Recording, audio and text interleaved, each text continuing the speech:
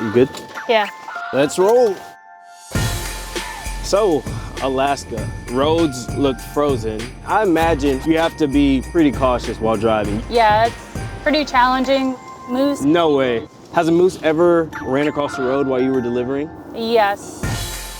It definitely happens, and you have to make sure that you're not going too fast. You've been a service provider, you've been driving for about a year with FedEx? Yes. This is my first peak season. First peak, does that make you want to go faster? I mean, I'm going fast safely.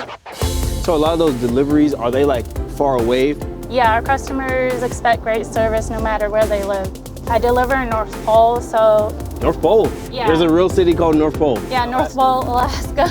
I mean, I've always dreamed of the North Pole since I was a little boy. Can you please tell me? It's everything it's lived up to be. It's a town. There's a Santa Claus house. Are you close with the people that you're delivering to in the North Pole? I do have quite a few people that I talk to. Hi, Mr. Claus. I have a package for you. My gosh, I think you've just saved Christmas. Ho, ho, ho.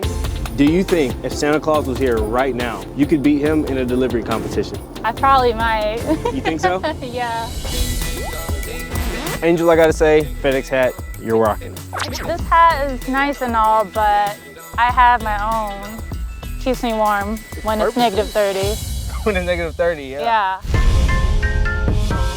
No, getting a little tired, huh? It's getting dark outside. We gotta go to bed. The sun's literally setting and it's only 3 o'clock.